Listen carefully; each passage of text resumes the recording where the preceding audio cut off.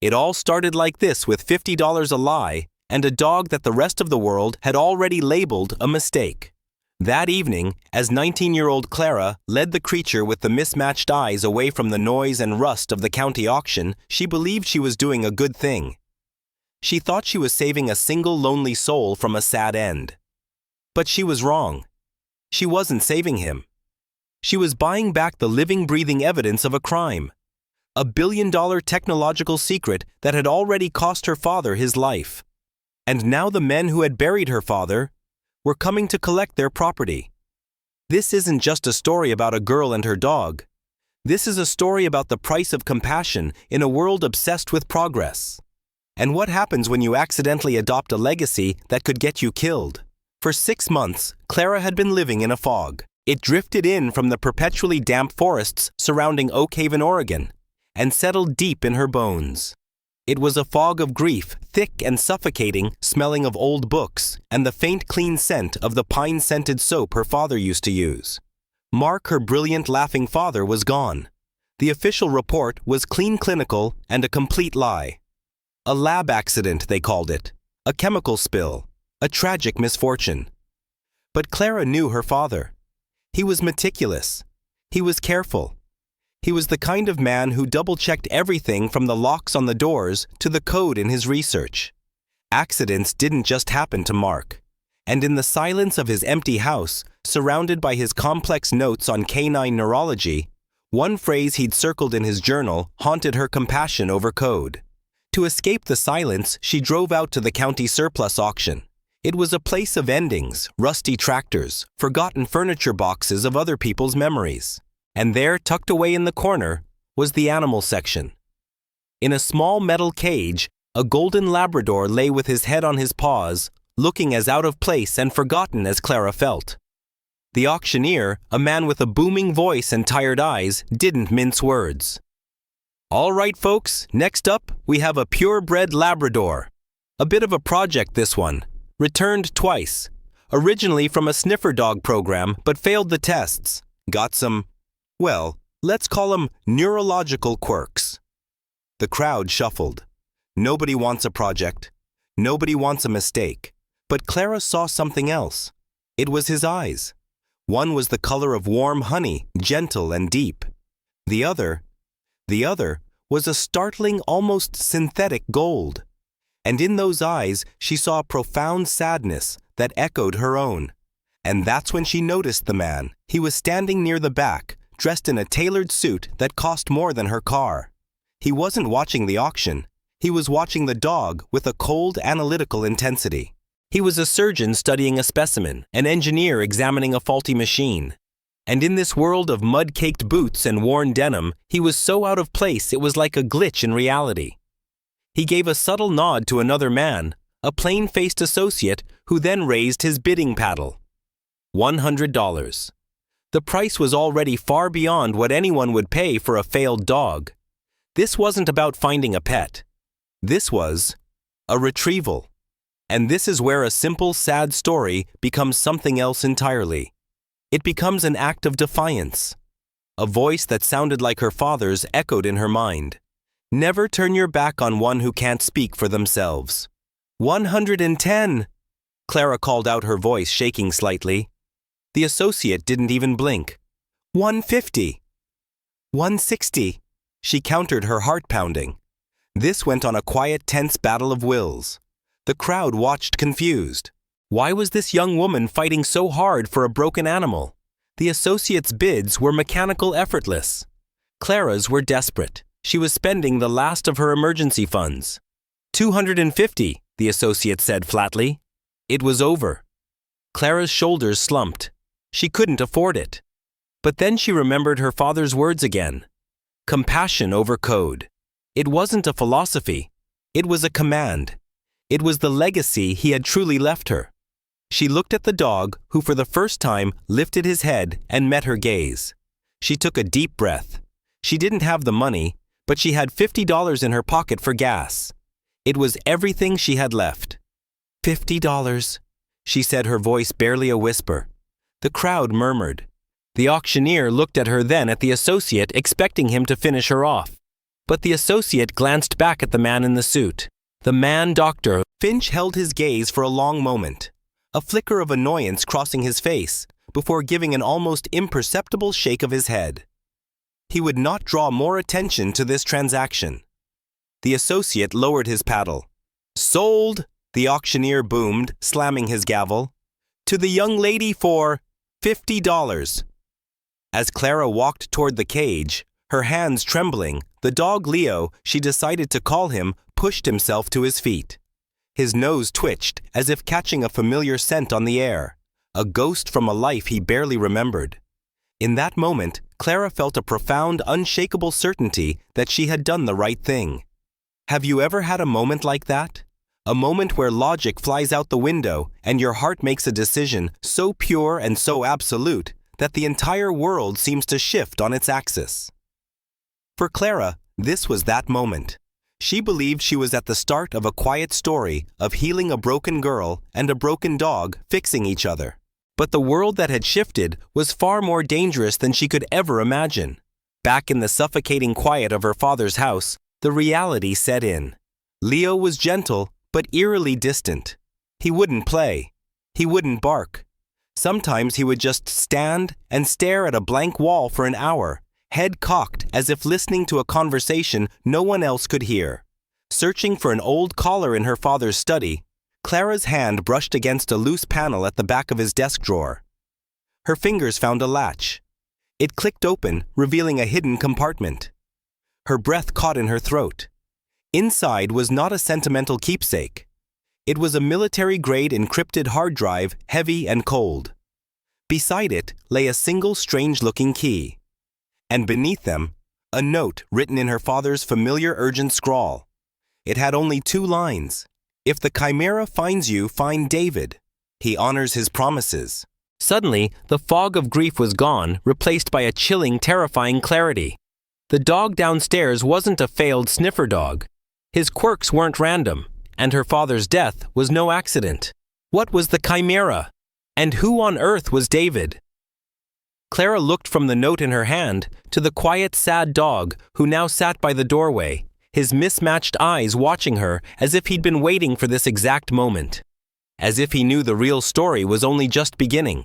The weight of the small, cold hard drive in Clara's hand felt impossibly heavy, as if it contained not data, but the full gravity of her father's secrets. Chimera. The word was alien, mythological. It felt dangerous. She looked at Leo, who had moved from the doorway to sit at her feet, his golden eye seeming to watch her with an unnerving intelligence. He wasn't just a dog. He was a clue. Who was David? Her father had been a private man, especially after leaving the military. His friends were mostly academic colleagues, not the kind of people you'd call in a crisis. Clara spent the next hour turning her father's office upside down, driven by a new, frantic energy. Finally, in a dusty box in his closet, she found them his old army yearbooks. She flipped through the stiff yellowed pages, past photos of young men with sharp uniforms and nervous smiles. And there he was, a younger, leaner version of her father, his arm slung around another soldier. The name beneath the photo read, Mark Rasker and David Carter. Below, a scribbled note in her dad's handwriting, "The only man I'd trust with my 6. And my conscience." It took another hour of searching online through veterans forums to find a possible match, a David Carter, who ran a remote cybersecurity consultancy out of the deserts of Arizona, a man who by all accounts had gone completely off-grid. With a trembling hand, she dialed the number. The voice that answered was gravelly impatient and laced with suspicion. "Who is this?" "My name is Clara Rasker. My father was Mark Rasker. I think you knew him." There was a long pause. "Rasker." David finally said the name, sounding like an old wound. "Yeah, I knew him. A long time ago before he went corporate. Look, kid, I'm sorry for your loss, but if this is about his estate, it's not." Clara interrupted, her voice gaining strength. "I found something. He left a note. He told me to find you if the Chimera found me." Silence. It was a completely different kind of silence than before. Not of annoyance, but of sudden absolute stillness.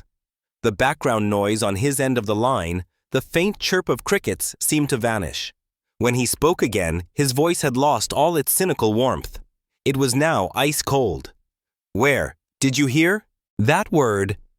For the next few hours, David guided Clara through a series of complex security protocols, turning her laptop into a ghost that couldn't be traced. He never explained why he was helping, and she didn't ask. They both knew the name itself was reason enough. Together, they began the slow, painstaking process of decrypting the drive. It felt like a digital archaeological dig, brushing away layers of encrypted dust to reveal the bones of a buried monster. File by file, the truth emerged in cold corporate language. The company was Origen Therapeutics. The lead scientist, Dr. Alistair Finch. And the project, Project Chimera. Its purpose was both miraculous and horrifying. Origen wasn't just training dogs, they were rewriting their biology. They had developed a neuro-enhancing serum designed to amplify a dog's olfactory and sensory abilities 1,000-fold.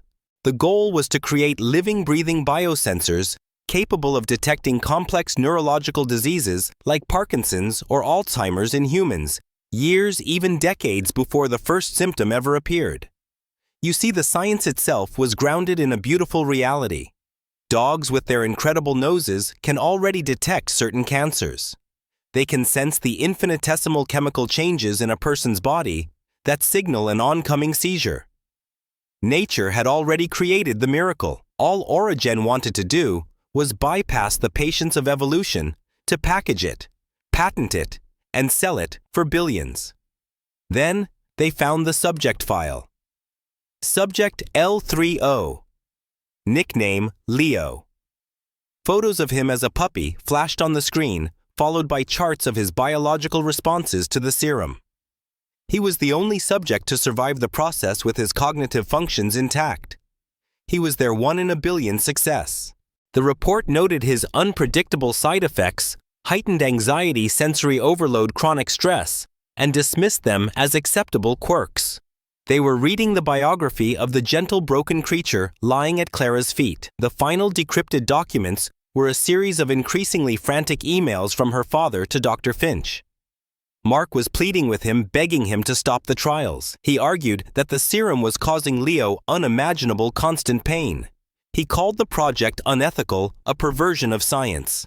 Finch's replies were cold and dismissive. He called Mark sentimental. He said Leo was no longer a dog. He was an asset, a key. A knock on the front door made Clara jump so violently she almost threw her laptop to the floor.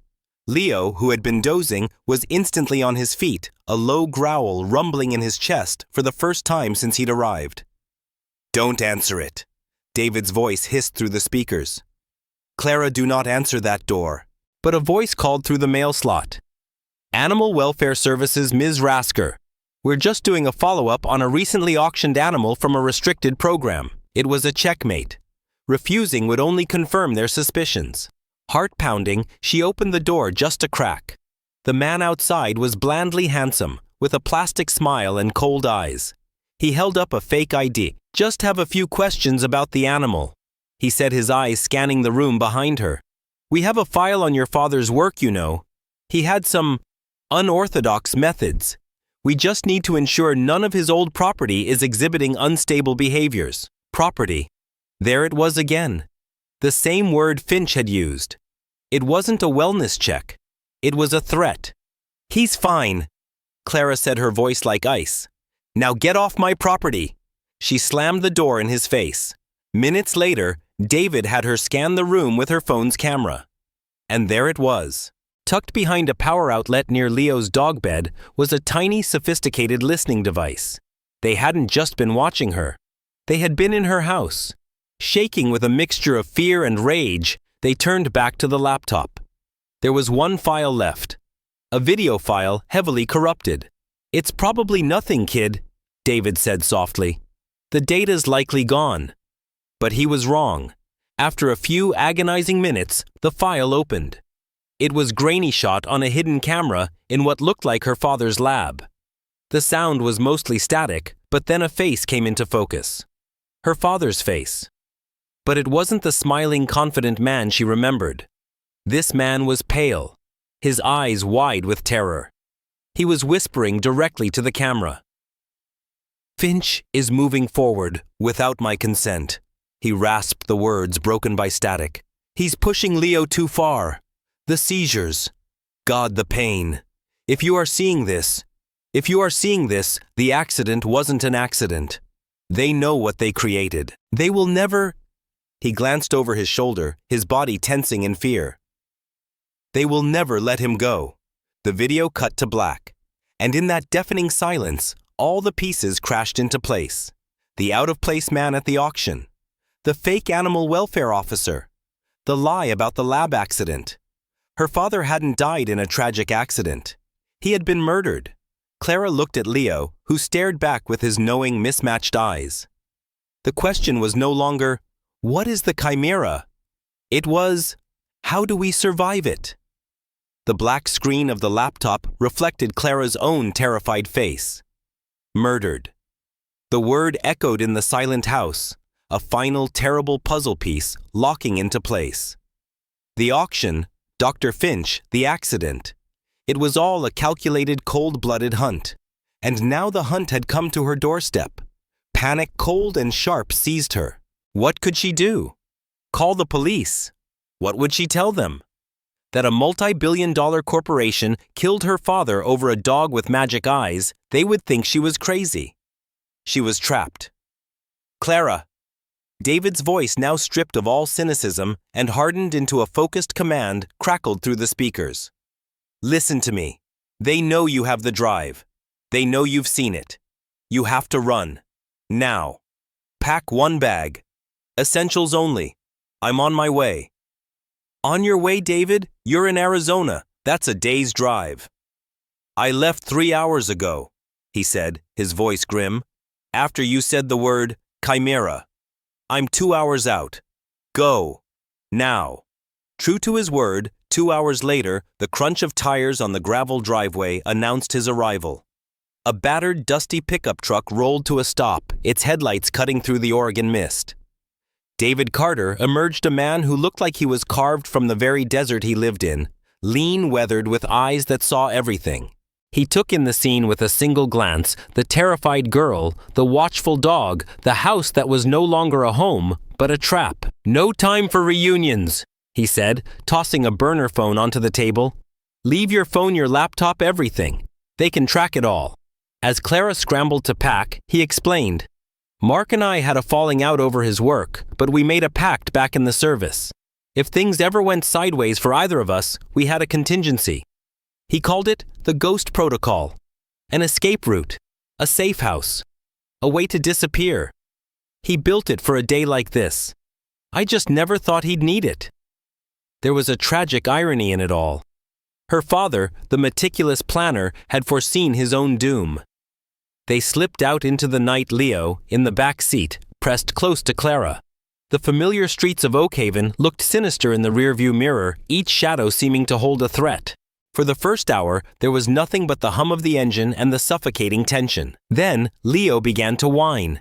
It started as a low, mournful sound. He stood up, placing his paws on the center console, staring intently into the dark sky behind them. "What is it, boy?" Clara whispered, stroking his back.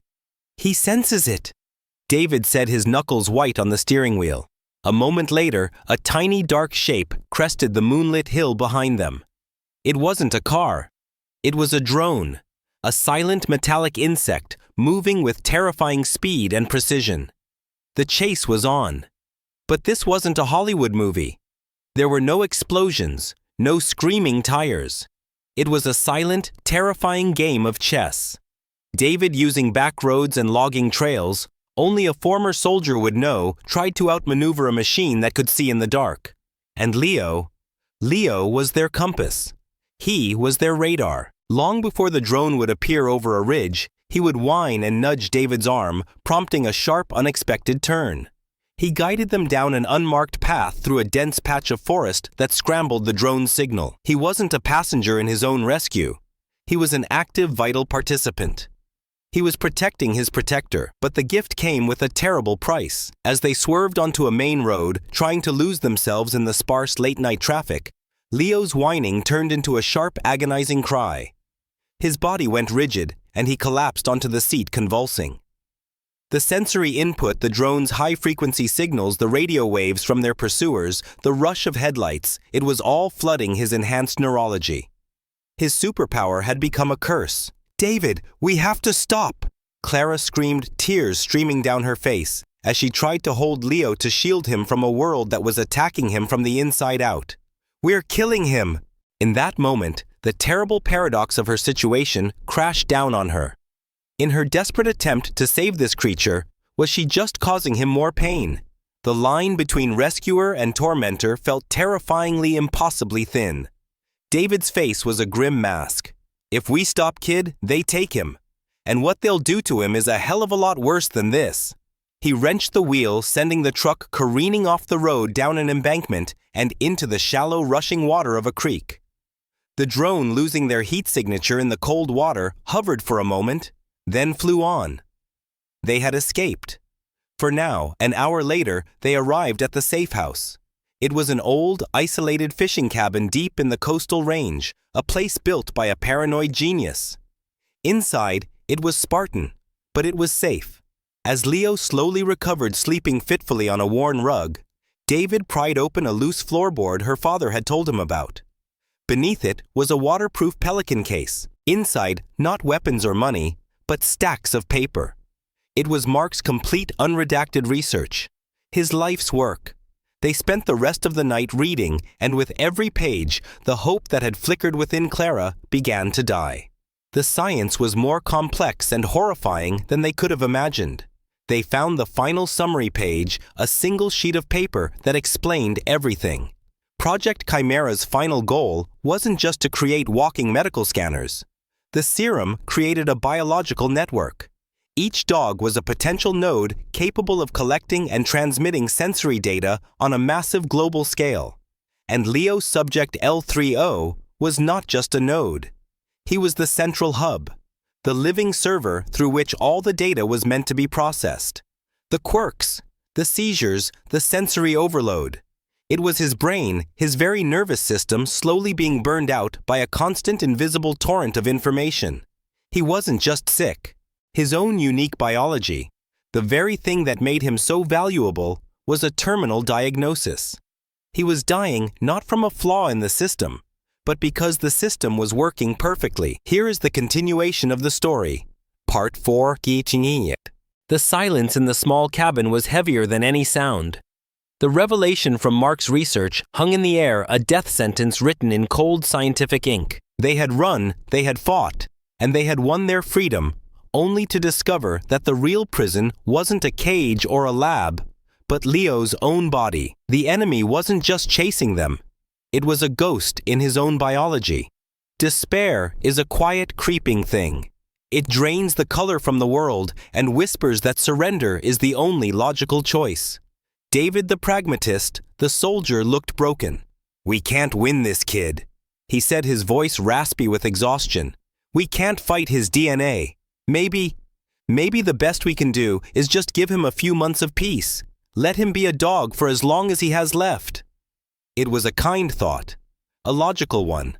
But as Clara looked at Leo, who had rested his head on her knee, his mismatched eyes, full of a trust she hadn't earned, a fire began to burn through her grief. Peace. There was no peace. Not while Dr. Finch was still out there. Not while the monster her father had accidentally helped create was still growing. Surrender meant letting Finch win. It meant letting her father's legacy be a monument to cruelty. "No," she said, her voice quiet but unyielding. "My father's last words to me, the last thing he ever wrote, was compassion over code. Letting this happen, letting Leo just fade away while the man who did this to him gets away with it. That isn't compassion. It's a coward's way out." Her resolve seemed to reignite something in David. He looked at her, then back at the stacks of research papers. "Then what's the plan? Soldier, we can't cure him." "Then we burn it all to the ground," Clara declared. "We destroy the project. We make sure they can never ever do this to another living thing again. For the rest of the night, they weren't looking for a cure. They were looking for a weapon. And in the most technical, dense section of the schematics buried under layers of firewall protocols, David found it. A section labeled Contingency 7, Systemic Integrity Purge. Her father hadn't just built an escape route. He had built a self-destruct button. The science was complex, but the idea was simple. As the central hub, Leo's unique neurology had a two-way connection to Origen's servers. He wasn't just a receiver. He could also transmit. Mark had theorized that if Leo was physically connected to the central lab terminal, a specific neurological command could trigger a massive feedback pulse, an electromagnetic scream that would cascade through the network, wiping every server, every backup, every last byte of Project Chimera's data. It was a kill switch. David looked at Clara, his face grim. This is it. This is how we win. We get him in, we plug him in, and we turn their greatest asset into the weapon that destroys them. Clara stared at him in horror. The blood drained from her face. No, she whispered. Absolutely not. Use him. Use him like a tool. That's what they did. That's what's killing him. I won't do it. I won't be like them. This is the crossroads every hero faces. The moment you are handed the enemy's weapon and are tempted to use it in the same way they would. It is the line between justice and revenge. And in that moment, Clara refused to cross it. Kid, it's the only way. David argued, his pragmatism clashing with her principles. I don't care, she shot back, her voice ringing with passion. We will find another way. A better way. Because if we sacrifice our own compassion to win, then what are we even fighting for? Their fight was interrupted by Leo, who nudged a specific binder with his nose. A binder labeled Harmonic Resonance and Shielding. Inside, they found their compromise. Their better way. Mark had been working on a countermeasure, a way to protect Leo during a potential purge. By broadcasting a specific harmonic audio frequency, they could create a kind of safe zone around Leo's brain, shielding his most delicate neural pathways from the worst of the feedback. It was still incredibly dangerous, but it wasn't a death sentence. It was a chance. And so the plan was forged. It was a David vs. Goliath story for the modern age. A multi-billion-dollar corporation with private security and advanced technology versus a tired soldier, a grieving girl, and a dying dog who held the key to everything. They had one shot, one 10-minute window during a scheduled system maintenance reboot late the next night. As they finalized the last details poring over the lab schematics her father had smuggled out, Clara's finger traced the outline of the main research lab. Pinned to the corner of the blueprint was a small faded photograph. It was of two men in lab coats, smiling, their arms around each other's shoulders, celebrating some long-forgotten breakthrough. One was her father. The other was Dr. Alistair Finch. And suddenly, she wasn't in the cabin anymore. She was a little girl again, standing in her own backyard on a warm summer evening. The air smelled of freshly cut grass and barbecue smoke. And Dr. Finch, Uncle Al she used to call him, was there laughing that big booming laugh of his as he tossed a ball for the family's old golden retriever. He had been a part of her life. He had been her father's best friend. How could a man who once smiled with such genuine joy become a monster? The weight of the betrayal hit her with the force of a physical blow. The enemy was no longer a faceless corporation. He was Uncle Al. The man who had eaten at their dinner table, who had mourned with her at her father's funeral, his face a perfect mask of sorrow.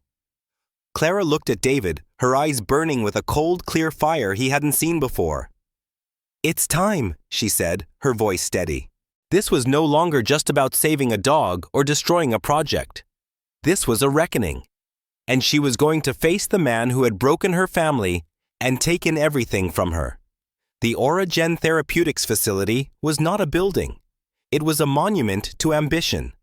A sterile white monolith that rose from the Oregon forest like a tombstone, eerily silent under the cold light of the moon. As they slipped through an opening in the perimeter fence, the world seemed to fall away, replaced by the low hum of electricity and the scent of sterilized air. This was the lion's den. Inside the hallways were a labyrinth of white and steel. Every corridor looked the same. Every door was identical. But they had a guide that no security system could account for. Leo, walking silently beside Clara, was their navigator. He would stop his nose twitching and gently nudge them down a different hallway, just moments before the soft whir of a security camera would pan across the corridor they'd just avoided. He would press himself against a wall, a low growl vibrating in his chest, seconds before the squeak of a guard's shoes echoed from around the corner. He was reading the building's invisible currents, the streams of data and electricity, guiding them through the heart of his own prison. They reached the central lab, the heart of the beast, and sitting there in a single chair, bathed in the cold blue light of a dozen monitors, was Dr. Alistair Finch. He wasn't surprised. He looked at them with a tired, almost paternal disappointment, as if they were children who had just broken their favorite toy. "Clara," he said, his voice smooth and reasonable, "you don't understand what you're doing. You're trying to burn down a library to save a single book." He stood up, walking slowly around the room. "Your father was a visionary. Together, we were on the verge of eradicating the world's most terrible diseases, curing the suffering of millions. Yes, the methods were aggressive. But history is built on the sacrifices of the few for the good of the many. That is Mark's true legacy. Are you really going to destroy it out of sentiment for a single flawed animal?" He was twisting everything, using her father's memory, her own grief as a weapon against her. But Clara looked from Finch's reasonable, handsome face to Leo's mismatched, trusting eyes. She remembered the photo from the barbecue, the man who had laughed and played with their family dog. That man was gone. In his place was a monster hiding behind the language of progress. "My father's legacy wasn't about data or patents," Clara said, her voice clear and strong. "It was about compassion, a lesson you clearly never understood." While Finch was distracted, David had finished setting up the small harmonic resonator from Mark's notes. He switched it on, and a low, almost imperceptible hum filled the air, the safe frequency designed to shield Leo. Clara knelt down, her hands gently cupping Leo's face. He looked at her, his entire being focused on her, a perfect, unwavering trust. She leaned in close to the main terminal's connection port. "Uncle Al," she said, her voice dripping with ice, "you didn't just betray my father. You betrayed a man who once called you his best friend." She plugged the cable into a small port on Leo's collar. Finch lunged, but David intercepted him, a lifetime of military training, in one swift, decisive movement. Clara looked into Leo's eyes one last time. She thought of her father, of his guidance, of the path he had laid for her without ever knowing it.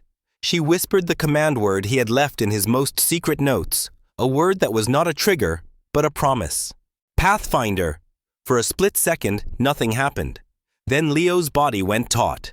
A wave of silent, invisible energy erupted from him, not an explosion, but a deep, resonant pulse. The lights in the lab flickered violently. The giant monitors went from displaying complex data streams to static to black. A cascade of system failure alarms, shrill and panicked, blared through the facility. They had done it. They had fired the shot. In the chaos, Finch shoved David aside and made a break for the door, but his path was blocked.